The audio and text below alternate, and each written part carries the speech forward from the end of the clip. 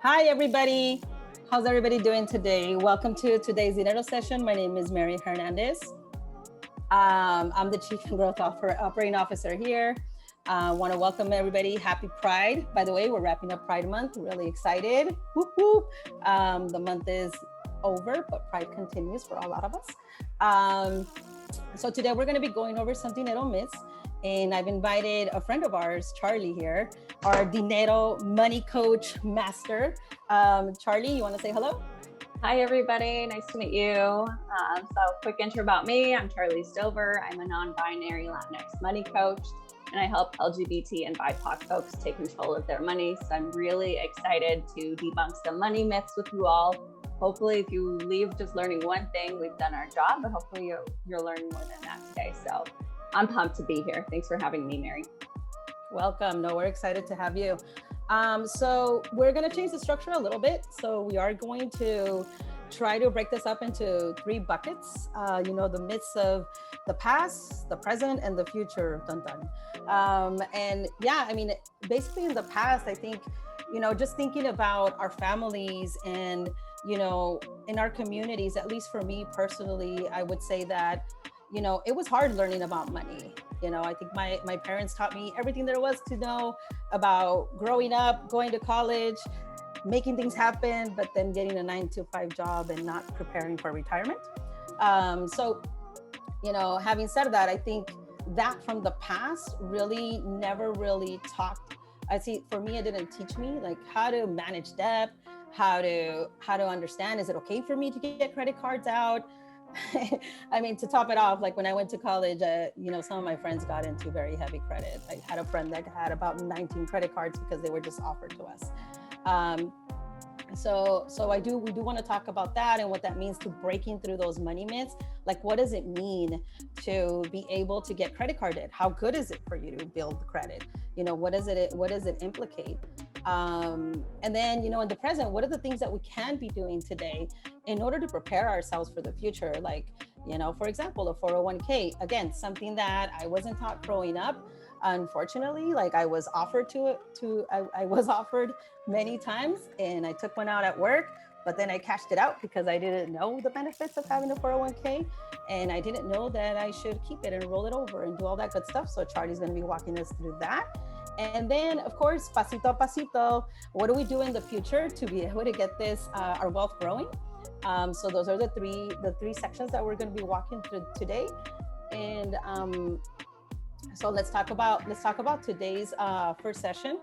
And once again, guys, by attending this session, just want to remind you guys that you guys are entered to win a one-on-one coaching session with Charly, which is super exciting because he's going to help you guys build wealth. Yes. So let's talk about some of these money myths, Charly. So let's talk about guilt. What have you found with at least the people that you currently coach today? Like, how does that affect people? There's a lot of guilt around money because there's just a general lack of awareness. And a lot of that is based off of generational wealth passing and generational knowledge. I feel like people are guilty because they grew up in families. A lot of us first gen immigrants whose families were just busy enough trying to pay the bills, come to a new country, learn a new language. They didn't have the time to learn the language of money, which is a language. And it's intentionally meant to exclude people who don't understand it, who have not been here for generations too. So I talked to another client the other day who was like, I just went through a divorce and I was dumb because I didn't know that I had to take these steps to protect my kids financially. I'm like, you're not dumb. You just didn't have the generational knowledge and wealth taught to you and passed down to you. So a lot of it's lack of knowledge that's transferred into feeling guilty, because then when people see other people that have it together, who usually have families pass down this knowledge, and they feel guilty for not knowing. But I feel like it's a knowledge gap that translates into a guilt gap. Yeah, no, I think I totally get that. I think, at least for me, guilt came in the reference of being coda. Like my parents were like, hey, Mary, do you have money? And I'm like, what do you need it for? Like, what's going on? Like, well, we need help with this. We need help with that. And it always came to, like, I felt guilty having a savings account because my family would need some sort of support, or just something, you never know. And, I think we all jump to help our families and then forget to help ourselves. At least that's what's happened to me quite often. And it's, I think, that guilt. The other myth that I think that our community has is credit cards, getting into debt. My dad saying is, no le debas a nadie. So never owe anything to anybody. And that translates for everything, right? Not beyond credit cards. It's like, don't be owing any favors, don't be owing any of that stuff. And I think that's also like another big myth that our community struggles with. What have you found in the space that at least you've seen that affects that? Yeah, there's a general fear of credit cards, even though people get into massive amounts of debt because they're told things like an investment in college, student loans will make it worth it. And sometimes it doesn't. And so they're, again, tying back to the shame of not being able to pay back your student loans right away and still borrowing money. So there's like that double guilt and shame of not being able to do it correctly. And they have money borrowed too. But yeah, growing up in my Mexican household, we were told not to even touch credit cards because they were the devil and dangerous. Interest rates were so high, and that's not true. I use multiple credit cards. I've never paid a cent of interest in my credit cards because I understand how to use them, and I treat them like debit cards. And credit card companies hate me because I use the points and I don't pay them interest, and that's how they make most of their money. So it's all about informing yourself, moving past the guilt, and replacing that with knowledge. Yeah, I think for me, it's I would say I didn't even understand it to that depth. I remember, like I mentioned in college, getting my first credit card, 0% interest, but you don't read the fine print. It's only for 6 months, it's only for 12 months. So next thing you know, you get this huge bill. You're, freshly out of your home in college. You're like, oh, I can pay for my books with this. And then the bill comes 6 months later, and instead of it being $300, it's 600. So that also ends up adding a whole other layer of what it means like to have credit card debt. So let's get down, like how would you say that we can leverage credit card for improving our credit score? First of all, understanding what a credit score is important. Why does it matter? Knowing interest rates, all these things matter too. I'll give myself an example. I have an 802 credit score because I've made small, consistent steps of paying off my credit card on time and knowing how these things function. And I don't freak out if I close a card. I don't freak out if I open a new card, because it's all about paying that stuff off on time. That's what matters the most. And that has led me up to having a high credit score, which I don't even have a car, I don't have a house, but I'm building up my credit score because I'm looking into the future. And I know why it's important, because when the day comes that I want to take out a mortgage to buy a house, creditors will look at that credit score and say, okay, over 10, 20 years, Charly was responsible for paying off their debt and had access to $47,000 a month across all their credit cards, but they're only making like $600 payments a month consistently. They didn't cave into the temptation of having access to all this credit and using it recklessly. And then I'll be rewarded for being disciplined with my money, understand how it works with a low interest rate. So in this country, unfortunately, you're rewarded for knowing how the system works and for having more money and access to capital too. And so that's why it's important to understand how the system works, how credit can be used against you or for you once you understand how it works. Oh, that's an interesting myth, I think, that you're debunking right there. Paying off the credit card and closing it. I've always heard the opposite. Don't pay it off. Don't close it. Leave it open for years and years so you can build that longevity of the credit so that it builds up your credit score. So can you dive a little bit more into that? Yeah, all these cheapness on cheapness, I can't. I'm like, hold on a second. I'm learning a tip right here, right now. I'm about to crawl under my tiger blanket right now. Oh, no. So yeah, not paying off your credit card is only good for the credit card companies. You're only making them richer because of your fear and inaction. Same goes with student loan companies. They love the fact that people are too scared to even log in. Every day, every week, every month, every year, you're too scared to check your accounts is more money in their pockets. And it's only going to keep adding up too. So what I do is I pay my credit card balance in its entirety because I have the cash. I have an emergency fund and just cash sitting there. And then every month I'll pull and pay my entire balance, not just the minimum payment, which is another myth. A lot of people think the minimum payment is enough, which is misleading, because why don't they just say in fine print, hey guys, this isn't, like, you'll still get charged interest even if you do the minimum. But that's how they get you. They make you think as a consumer, oh, this is the minimum, that's it, I'm good. No, they're still making money, even if you're just doing the minimum. So I pay off the entire balance by the closing date. And we're going to show an image of my credit card statement from like 3 days ago and things I look for, how I'm disciplined enough to pay it off. Yeah, I think that's also really important. Again, another thing that I do that is a bad habit, I put my payments on auto pay. I'm like, I don't want to worry about this. I don't want to be late. I'm more worried about being late than paying things down. And so I don't know if that's necessarily the best strategy for me.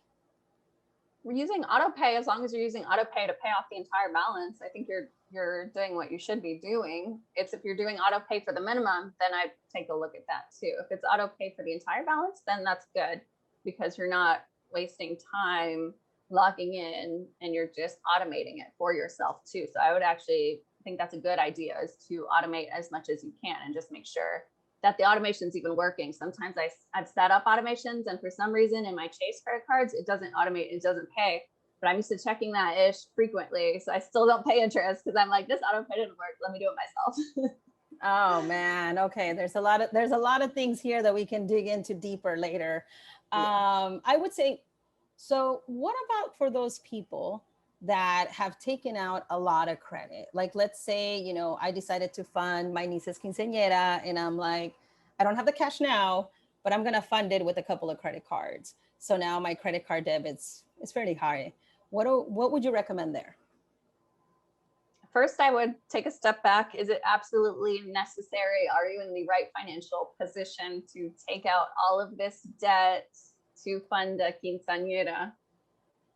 Are you financially in a position to do this? If you're doing it because you feel pressured from family members, then I'd reassess and maybe ask for help and be open with other family members and say, hey, I can't afford this. Can somebody pitch in? Because, and you just have to be honest with people. I've spoken with clients who are tens of thousands of dollars in student loan debt, who were sending money to their family in Mexico. And I was like, do these family members even know how much debt you're in? And they're like, no. And I'm like, you need to tell them.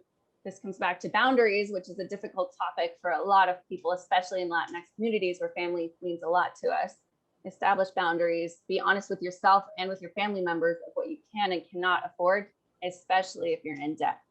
But part two, if you're still going to go forward with the quinceañera, look into which of your credit cards has the lowest interest rate. Definitely. You don't want to just ball out and max out all your credit cards. I would look at the one, okay, which one has the highest? But if you don't have the cash reserves to pay that off, look at your interest rates. And you can sometimes even call the credit card company and say, hey, I've been paying this off. Can I get a lower credit card interest rate? One of my clients did that and they gave her a lower credit card interest rate. So many things are negotiable. All you have to do is call them now that you know what to ask for. Awesome. Too. And sometimes I'll call and ask, can you raise my spending limit? It's not because I'm going to fund my niece's quinceañera. It's just because I want to have more access to credit to show that I'm responsible. I'll call them and be like, hey, can you raise my credit limit 5 G's? Cool, thank you. And sometimes they'll be like, no, we can raise it 2 G's. Awesome. I don't care because I'm not going to spend that much, but it matters. If you raise your credit limit and you're still being disciplined about spending your stuff, your credit score will go up. And that has helped me raise mine too. So look at your interest rates, establish boundaries, communicate financially with your family. These conversations are hard. I'm not saying they're easy, but it's essential in order to take control of your finances. Yeah, I mean, I would say, I think you dug into 2 different things there, right? One is repayment methods, which we can talk about, but the other thing is having that credit limit raised and what it does for you. I get offers a lot, notifications on my dashboard when I log into things to check the payments or whatever. Oh, do you want to increase this? Add your income. And I'm like, no, the first thing I'm thinking about, crap, it's more debt. This raising is not a good thing for me. I'm thinking, no, I don't want it. So I'm like hitting skip. But what I hear that you're saying is that it could actually benefit me in the long run to do that, as long as I'm not going all loca and, partying with the money and stuff. Yeah, as long as you're seeing it as a tool, not as a temptation, which I had a client the other day that was like, I just paid off my card. I'm so scared that I'm not going to pay it off again. I don't want to touch it. And I'm like, all right, well, you're over here doubting yourself. I'm over here making hundreds of dollars in free money just because I pay myself off. You have to trust yourself. You've done it before. You're going to do it again. So I feel like people just need to trust themselves too with these big moves once they start understanding how things like calling and asking for raising your credit limit can actually help you. I think that'll motivate everybody. Yeah, that makes sense. I think, yeah, discipline and balance, right, with these things. So I think for me, it is that fear, and it goes back to the myth, right, of my dad, no le debas a nadie. I see bigger number, I'm thinking I'm owing more, even if I'm not completely in debt. It's just a bigger number in my mind. So I need to just break through that entirely. I think in regards to the methods, I know there's a couple that I was researching myself, the depth avalanche, the snowball. And to be honest, to me, this is like a whole different world. Like I really do. I think of snow and I think, oh my God, my dad used to take us to the snow. This is great. We would come in the little pickup truck, bring in the snow to the neighborhood and have so much fun with it. So I'm thinking snow and avalanche. But what exactly does that mean? Like, what are the difference between those payment methods?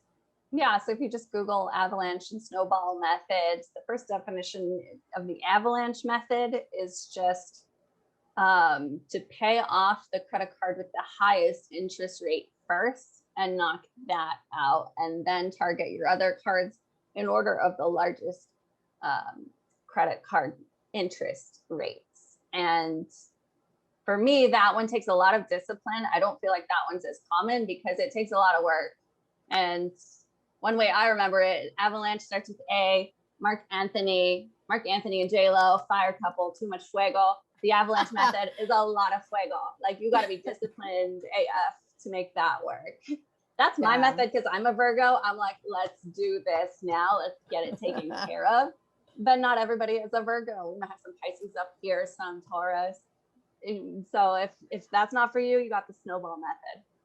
That one's more I work like 2 Virgos, by the way, so I know where you're coming from. Shout out to the Virgos. I'm a Capricorn myself, but I do work with 2 of them.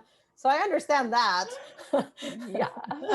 So option 2, if you're not a Virgo, is the snowball method. That one is to pay off the smallest balances at a time so that you're motivated instead of being overwhelmed by your credit card with a huge interest rate, paying off the smaller balance. Okay, got that one out of the way. The larger balance to create like this snowball effect. So that one's more of like the Carcacha song by Selena, Poco a Poquito, Carcacha.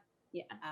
So look, I've been applying the snowball method all along then, which makes sense because I'm not a Virgo. So yeah, I do avalanche.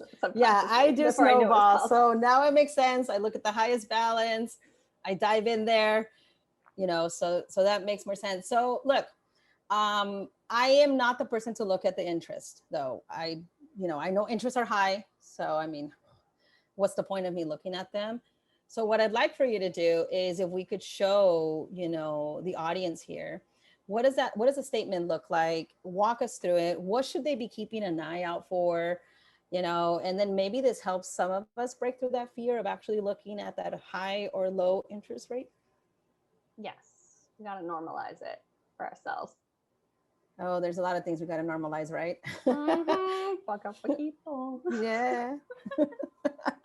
Okay, so this is a screenshot of my credit card statement. I just paid this 2 days ago. So we start just from looking at the top, current balance, $302.49. Okay, in my mind, that's what's going to come out of my checking account to pay for this.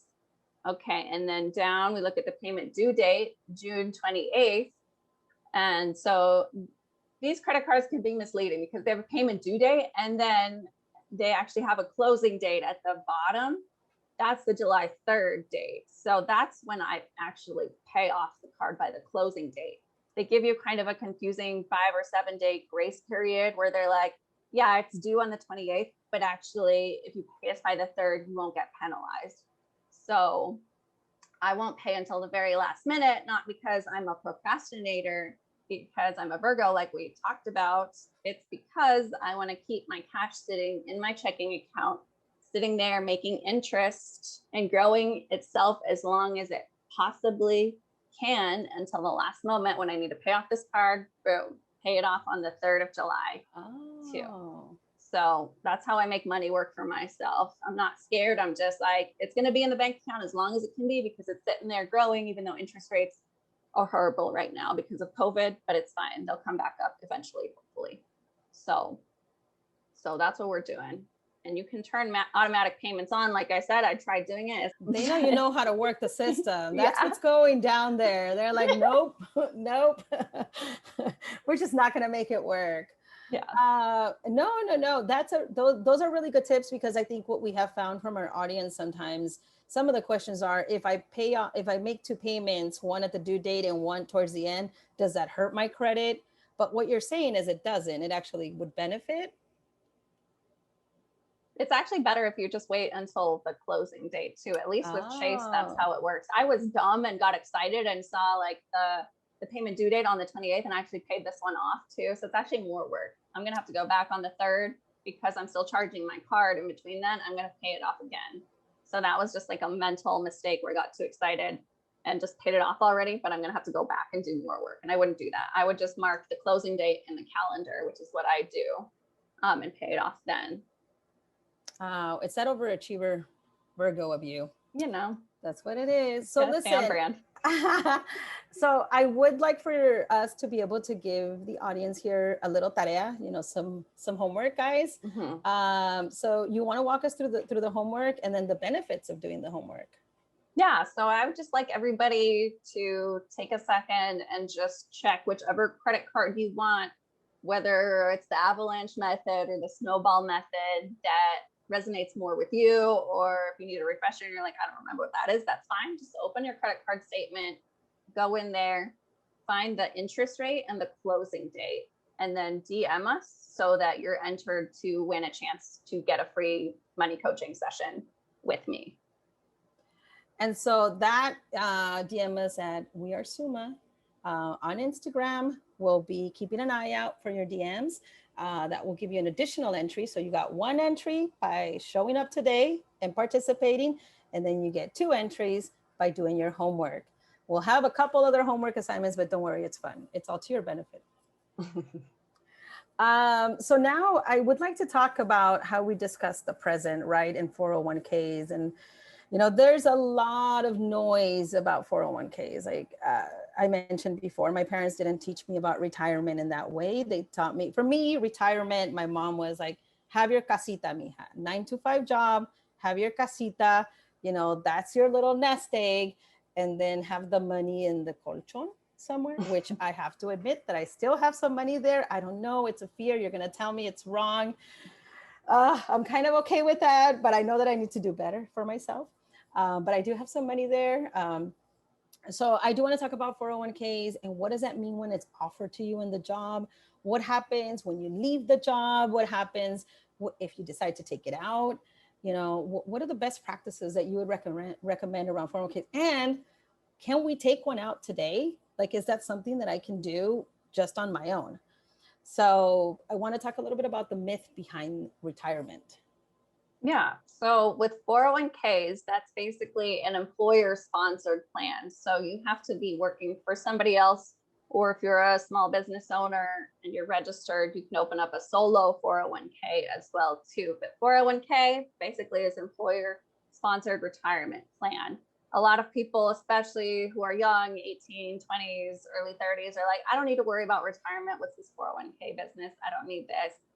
When actually that hurts you, because the younger you are and the earlier you open these retirement accounts, the more you can capitalize off the fact that you're going to be riding in the stock market for 60, 80 years and having more time to grow. So even if you're 18 and making $10,000 a year, or like me, that still has never made more than $35,000 a year, you're taking small steps by taking some of your paycheck and putting it in that tax advantage retirement account so that it can grow over time. So it's super important to take advantage of your 401k, especially if you're young too. But even if you're 40s, 50s, 60s, haven't heard of it, you just need to start now.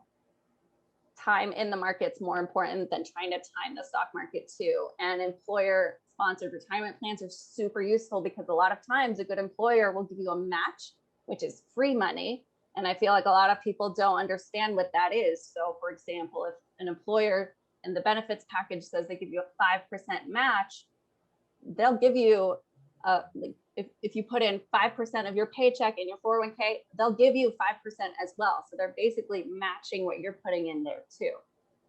So even if you leave that job, sorry, were you going to say something?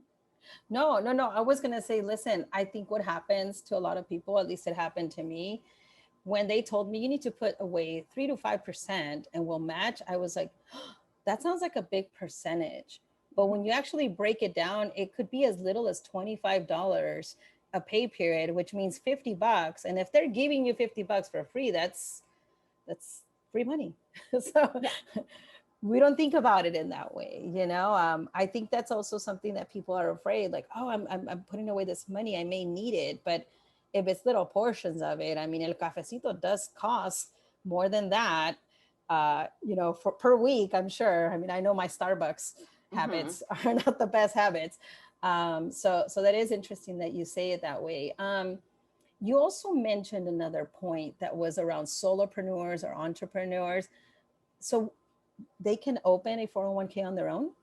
Yeah, a solo 401k. I believe you have to have a tax ID number for your own business too, which is something I'm looking into. I work as a contractor, but I'm trying to get incorporated as an LLC or a sole proprietor so that my personal income is differentiated from my business income. So with the goal that I can start my own solo 401k, because I still have my old job's 401k sitting there and making money on itself, but I want to be able to contribute money from my own business paycheck because the contribution limits are higher for 401ks than they are for IRAs, which is something that I can do. So with the 401k, you can contribute $19,500, and these amounts change all the time. So if you're watching this video in 10 years, that amount will probably be higher. So these amounts change all the time. For IRAs, individual retirement accounts, which I still max that out, that's $6,000 a year. So it's really important to be able to distinguish the names of these accounts and why you open them. So, okay, so you mentioned a couple of things there. We were talking about 401k and then you threw in the word IRA. So in my mind, I was like, ¿y la qué? Yeah. So la ira, hold on. La ira. Bring that back. Tiene la ira de qué?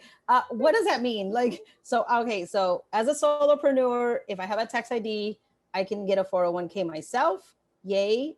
If I work for somebody, yay, if they offer it. Now, if I'm just an individual, like you said, you're an independent contractor or, you know, whatever you do, you have side hustles. So you can get an IRA. Yeah, you have Talk to make a little. What does that mean? Yeah, you have to make earned income, which means that if you're just like getting money from babysitting and you're not declaring that money to the IRS as earned income, that does not count. It has to be money that you're ready to tell the IRS that I'm making this money so that it's taxed. So you can put it pre-tax in a normal regular IRA, which stands for individual retirement account, instead of 401k, which is employer. But Roth IRAs, I'm a Roth freak. I have a workshop on it on my website. I love Roths because you just pay your taxes now. So you can let that sit and sit and sit for years, decades. And then once we take that money out, we don't have to pay any taxes on that one. So I max out my Roth IRA every year by January or February. I put $6,000 in there because I want it to grow tax free. Yes, okay, I don't make a lot of money either, but I know how these accounts work. And I opened my first IRA when I was 26 and I maxed it out. And because of the money's compounding and the investments are growing, I have almost $40,000 alone in my Roth IRA because I heard about it when I was 26. I had a friend help me out and open it. And I've been disciplined about maxing it out and understanding why I'm doing that. Dude, that's amazing because, okay, so we talked about 401ks, el IRA, but now you mentioned Roth with, again, that went over my head. I think I have a Roth account, by the way, because thanks to Suma, I've learned that I need to have a retirement account. And yes, I'm in my 40s. So I'm still young. It's never too late. Look, no, I'm not too late, right? Okay. You know, plus, you know, I can retire a little later in life if I need to, but we'll figure this out. So the way that I figured out what Roth was I saw a notification in my bank account saying you have this offer. And I was like, bueno, ¿por qué no? Let me just try it.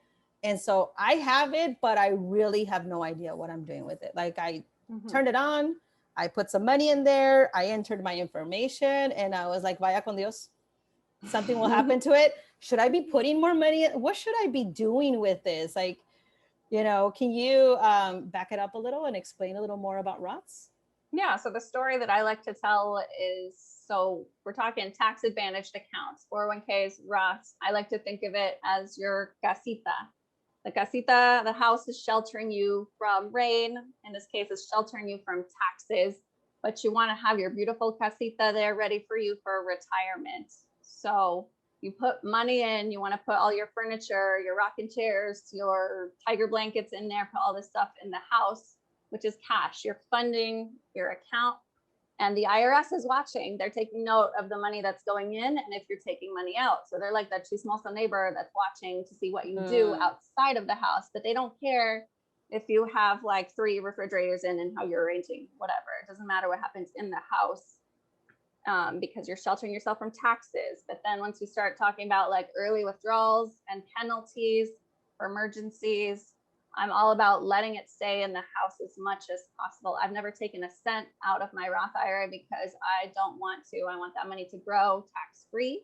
Even though I've never made more than 35K, like I said, I'm in a relatively low tax bracket. I don't get taxed a lot because I'm not making 6 figures. I still want to have that money grow, so I'm not worried about paying taxes when I'm 70 and balling out. So I hope that helps. Yeah. So I'm thinking it's like your house and equity. So you're building on it. You got to let it sit, let it build and build. Don't get anxious, don't freak out, and you will reap the benefits of it in the future. And you can take it out if there's an emergency. Sometimes you got to do what you got to do. If you're taking money out to fund a quinceañera, then I'll give you the side eye. But if you have an emergency, I love to party. What the hell? Look, I told you, I am in my 40s. I'm going to turn 50 and I'm going to throw a big freaking party. Okay. It's going to happen. So. Okay. So if you're going to fund your party. I get you. God, I get you. No judgment. I feel so guilty. It's fine. No, it's fine. I'm just saying you can take the money out. If it's a Roth IRA, the money you put in, you can take out and you won't get penalized because it's already been taxed. So that's how I see Roth as like an emergency fund. You may see it as your like ball out at 50 fund. That's cool. But as long as you understand what happens when I put the money in, how much can I put in?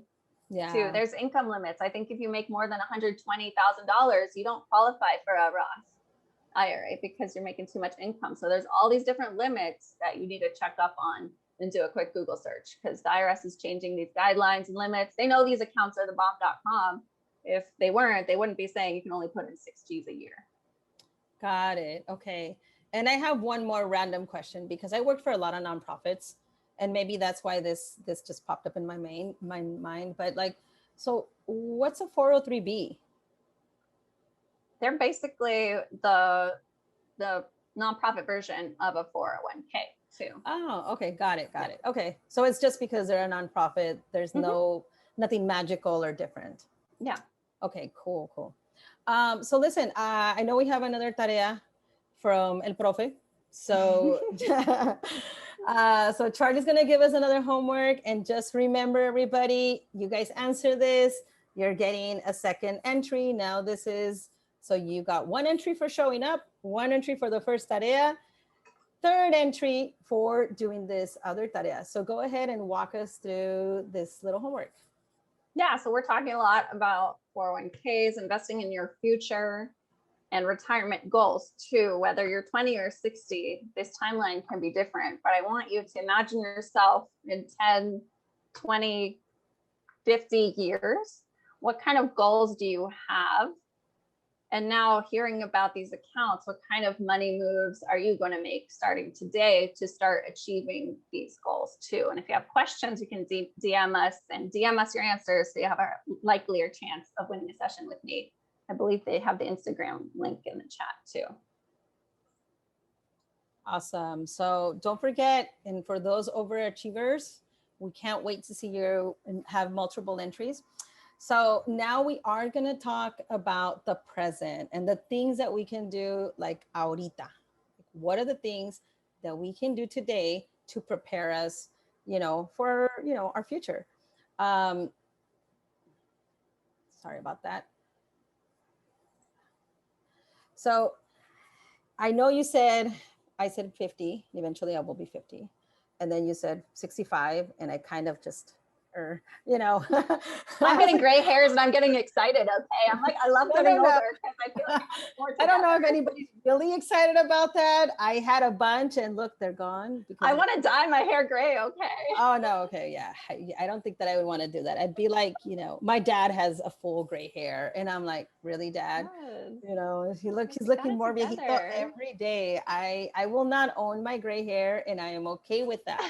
And I actually have one gray hair here. I don't know if people can actually see it, but anywho, so I do think that sometimes, our youth, in general, I would say I have very young brothers, and uh, all four of them, I would say between the youngest one and me, we're about 13-year gap. He doesn't think ever of his future and saving for his retirement. It's like, yo no tengo tiempo. Oh no, I have to pay this. I have to do that. Oh, you know what? I love this pickup truck. I'm just going to spend $600 on the pickup truck plus his insurance plan or whatever it may be. So what are the things that we should be doing to prepare for the future? I would say, if you think retirement as an entire umbrella, like what tips can you give us? I would say to plan for the worst, but be positive about it. And when I say this, I say, when you're 60, don't assume your kids or ex people will be taking care of you too. I think that that's a common myth in the Latinx community, is that, oh, I don't need to worry about retirement because my kids will take care of me. And that's like, what happens if your kids die? What happens if they can't take care of you? What happens if they're in debt and you're just banking on the fact that somebody will have it together and take care of you? And you can't be doing that. You need to look out for yourself too, because especially after we've seen with COVID, the government sent us these measly stimulus checks, and we were in an unprecedented pandemic too. So we have to look out for ourselves, see how the system is built for us, but also have fun with money too. And I like to rename my accounts different types. I don't want human kids, but I want furry kids eventually. So I opened an investment account and I titled it my doggy fund. Do I know when I want to get a dog? I don't know, because I'm nomadic. Right now I'm in Peru. Who knows where I'll be in 6 months? But once I decide and settle down, I want to get a dog. That's my personal goal. So I'm using my stocks to build off each other and invest and grow. I opened this account less than a year ago with like $600. Now it's almost at $1,000 from just investing. So when that time comes, I can take it out for a dog. Or think of another goal like owning a house too. I've never bought property, but that's on the horizon too, because I want to be able to have a house, have an asset that doesn't decrease in value like having a car does. If you buy a car for 10 G's, in 5 years, it's probably going to be worth 5 G's. The opposite is true usually with a house. You buy it for $100,000, in 50 years, that thing will be worth $800,000 too. So you have to be intentional about what kind of things, large purchases do you want to buy and make? Is it worth it for you to go to college, or are you doing it because that's what society is telling you, when you can probably go to vocational school, which is much cheaper, or community college and get a degree, a competitive skill set that other people can't get. And that will probably pay off. It just depends on your situation, but look critically at your future, and your goals can change. Maybe I will never get a dog, but that's fine. Today I want one. Your goals might change. And then, so you mentioned stocks, which is something that I have found that has been a bit intimidating, right? And it's something that I always thought I needed a lot of money to do it, and I would say that a lot of our community thinks I have to have thousands of dollars in order for me to make this type of investment towards my future. Is that true? No, not at all. The other day I bought a stock with like $2.34 in my account, because I know the power of investing in the stock market versus having it just sit there in cash. If you have everything sitting there in cash, sorry, bad news, your cash is going to be worth less in 10 years because of inflation. Inflation's just a fancy word for the term that says that a dollar today is going to be worth less in 10 years. Just like when you went to the movies, well, not you, but like think of like 1950s drive-in, a bag of popcorn was probably like 3 cents. Today, a bag of popcorn in LA at the movie theater is probably $10. And I don't feel like I'm exaggerating. It's because it's probably more like $18. There And you I go. say I was not youthful in the 50s, wasn't even born. So, okay, but you know, I guess like if I'm understanding correctly, I could look at this and think of my money because like I told you, I confessed I do have a little money in el colchón. So let's say I take some of that money and I have to like ease my way into this, you know, thanks to my parents. I feel like I still need to have a nugget because there will be some sort of apocalypse and I will have that money with me and I won't be able to get to a bank to take it out. Um, so I think that's why I think that's where that comes from. I don't really know, or they just don't trust banks. I know in Latin America, there's a mistrust in there's a immigrant general communities of mistrust that has institutions. happened in the institutions. But having said that, if I have a little bit, I can start investing with as little as $2, $3, you know, and I can take my baby steps doing Yes. that. Yes, exactly. But I want you to have, so I could still see some growth. yes, but I want you to have that emergency fund too. I'm not about to tell everybody drop everything and put all your monies in Bitcoin and the stock market because that's risky. We need to have an emergency fund of expenses realistically that will last us 6 to 12 months. And then once we have that down, once we're debt free, we can start investing. But I have had clients who are like, I'm aware of the risks of the stock market. I'm in debt, but I want to invest so that I can pay off my student loans. But that's up for your risk tolerance. But todos son valientes hasta que vuela la cucaracha. Everybody thinks they're aggressive and want to ball out, and like aggressive investors are like, yeah, I want growth. But then the stock market crashes and then we see who's really an aggressive investor, who pulls out, who sells because they're scared. While people like me who understand it are buying when stocks are cheaper. I'm buying during crashes. Like I'm looking forward to crashes because that's when stocks are cheaper. Right now, my stocks are popping and looking great. And right now is about the time when I'm thinking about selling to make cash while everybody's trying to get in because the stock market looks great.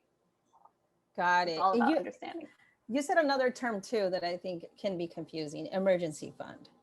So to me, I think emergency fund, and I remember my dad, again, you know, saving because if the car breaks down, we were always worried, the transmission, the motor, and that was an emergency fund, right? That's how we thought about emergency fund. But I think the way that you're referring to it is a little bit different. So can you talk a little bit about the concept of emergency fund? And then within that concept, what does that mean? Like if I put it into a savings, like, does it build? How does it build money? Like what happens, or does it just sit there like it being in my colchon? Like what's the difference? Yeah, so you want to have cash on the side to weather these expenses. If you drive a car and I don't know, the engine breaks, I don't speak car language, but if the engine, something happens to the car engine, that's an emergency, that's unforeseen, instead of your cell phone bill, which is like, all right, this is an expense. I know it's going to come up every month. But if you break an arm, have to go to the hospital and get stitches, even if you have insurance, it's still going to be pretty expensive. That's an emergency. So you need to have just cash on the side to weather expenses. And another huge emergency is if you get laid off of your job, because nothing is guaranteed in this world except for death and taxes and chisme. So if you get laid off, you need to be able to have the next couple months rent to pay off, have a plan too. Some people have like their parents they can go crash with. A lot of people, especially LGBT people, might be disowned by their families and don't have the ability to just go live at home with their parents during COVID to save money too. So all of these different factors play into how much you put in your emergency fund too. And then investing in stocks is riskier. You don't want to have your emergency fund depend on the stock market because that ish does zippity doo dah all the time, especially if you don't understand it. You're going to probably end up losing and getting scared. So where's my emergency fund sitting? Is it sitting in my colchon? It's sitting in Looking a for high validation. yield, Can you tell? high yield savings account. If it helps you, you can retitle it and be my Okay, colchon el money. colchoncito. Yeah, For you can Mary, retitle that's it. it. Maybe that will give me peace of mind. Okay, so it's not sitting here in the house. It's sitting in a high yield savings account. Yeah, you need to And just Google high what yield does that savings account. mean? High yield, like what does that mean? Yeah, so there's savings accounts, there's checking accounts, and there's high yield savings account, which basically just means that they give you better interest Oh, okay. than sitting in a checking account. Ally Bank is an example. I bank with Alliant Credit Union because I'm getting into the whole credit union thing because they're more local and I'm trying to support more small businesses instead of huge corporations. But Ally Bank is a famous one, good customer service. They don't charge fees. But you don't get charged for having a zero balance. You do get penalized though if you take your money out more than 6 times a month, but that's not a bank thing. That's like a federal regulation. So I use my savings account knowing that I can only take out 6 times a month, whereas my checking account, that's if I go to the ATM and want to take out cash as many times as I want. So that's how I differentiate between my checking and savings. But money that I want to sit there and grow, none of that's in my checking account because the interest rate is so much lower. Got it. Okay, so I think I understand now. So if I'm young and I start young, I'll be balling hopefully by the time that I'm my age today. But if I start today and I'm 65, I'll still be okay. Yeah, and you'll still have much less to worry about. I have a friend whose dad is Latinx and in his 60s and has like $10,000 to his name, and they're already looking for retirement homes and depending on the daughter to basically fund their retirement too. So, but what I'm saying is it's never too late to get started. 10 years in the stock market is better than 0. It's never too late now that you know what to do. First step will be getting the money out of the colchon and opening your colchon savings account too. And then making those baby steps in small amounts. And the more you get used to it, put in $5 into your investment account. Okay, it didn't blow up in my face like my family told me it would. Maybe I'll put in $10 and increase the amount. It's all about getting comfortable with your money. Got it. Okay. So I know we have another homework from our profe. Would love to see that. So you want to walk us through the homework, and then just remember, everybody, we do have these homework assignments. They get you more chances to win the one-on-one coaching. So please pay attention. DM us your answers, your questions at We Are Suma on Instagram. So take us through the homework. Let's go. Yeah, so I want you to just Google high yield savings accounts and compare 2 savings accounts and tell us which one you're choosing and why. Does it charge fees? What's the interest rate? Just compare the 2 and then DM us the answer. Very, very cool. So hopefully everybody got that. I think I want to open it up for questions.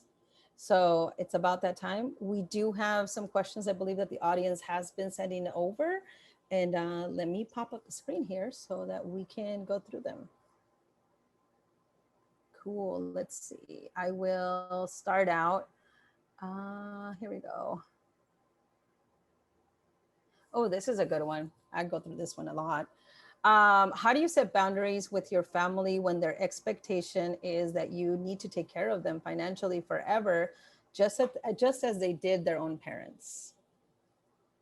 I would be honest with them and say that the expenses of their parents probably weren't as high as your expenses with inflation. The cost of just going to college is huge, and the minimum wage has barely increased at all to keep pace with inflation. Basically, things are getting more expensive and we're not getting paid enough to compensate for these things. This generation is getting into more and more student debt than ever before because colleges know that they can charge more because there's a societal expectation that you need a degree. Now I feel like master's degrees are the new bachelor's. I couldn't get a job in Washington, D.C. with my bachelor's degree from an elite college because I didn't have a master's degree too. So I would just be real with them and say times are changing and I'm struggling financially and mentally to just pay the bills now. If you're in debt, just be honest with people too and get past the shame, because the more you're just transparent with people, the more I feel like they'll be on your side And if they're not, then that's a red flag that they maybe shouldn't be a part of your life. If they can't respect your boundaries, that means that they probably benefited from you not having them in the first place too. And boundaries are hard, but the more you practice saying no to other people, the more you're saying yes to yourself. And it's hard. I'm not going to say it's easy, but this is necessary for you and your sanity, especially things are more expensive than ever nowadays. Yeah, no, I absolutely agree with you. I think that I would say I'm the oldest of four. And, I'm usually tasked with taking care of a lot of the things in my family. And then I end up feeling like who's going to take care of Mary? Mm-hmm. So that is a little tough. It's tough to kind of broach that subject with them, but being honest with them could also help them because maybe they just don't understand. I've always been the strong, the oldest, the unicorn, the one that can do it all, but I'm not vocal about me needing help as well. So that's a good tidbit. I have another question here about life insurance. So, what is the benefit of having a policy, and are you able to take out cold hard cash if needed for a home from life insurance policies? So it Ooh, looks like that it's a was two-part question. yeah. I have my securities licenses on stocks and investing, not life insurance. I would just be very careful. I've listened to the Susie Orman Women in Money podcast, and for the men smart enough to listen, it's a great podcast, and people will chime in and ask questions about life insurance. And she offers a lot of insight because she worked in the financial industry of just how predatory life insurance companies can be because they get paid commission on how many plans they sell too. They'll say, oh yes, just give us your money locked in and signed here. Don't look at the fine print. So with that, I would just as somebody who's more informed about life insurance policies, I'm more on the investing side, or at least listen to the Susie Orman Women in Money podcast. She talks a lot about life insurance plans. For sure. So then for the person that asked that question, I would say email us at hola@wearesumma.com. And we will definitely try to get you guys the resource so we can help, get an answer for that. I have a question on 401k here. Let me see. I had a 401k with my previous employers and I merged it into the 401k for my current employer, but I think my new 401k is a Roth. Did I mess it up? Yeah, this can be very confusing because this is not something we talked about with your 401k, your employer plan. You can actually do pre-tax typical 401k contributions, and you can do Roth 401k contributions. I'm all about that Roth. I'm a Roth freak, not just Roth IRA. When I found out you can do post-tax Roth 401k contributions, I was maxing out sometimes half my paycheck in the Roth 401k too. So I would just call up the firm that's holding your money just to clarify too, because they would have sent this. If you haven't taken money out, that's just sitting there, let it sit there, but call them to ask for clarification. It's just basically what I'm trying to get at is the coding that they're sending to the IRS. Have you paid taxes on this money? If so, it's Roth. If not, then it's pre-tax 401k. And part of that, when you take it out, when you retire, emergency, whatever, is still going to be taxed. But it's all just depends on the tax code. So you can have Roth 401k and normal 401k all in one account. So I understand how it's confusing. I would just call them to get a clear answer. Okay.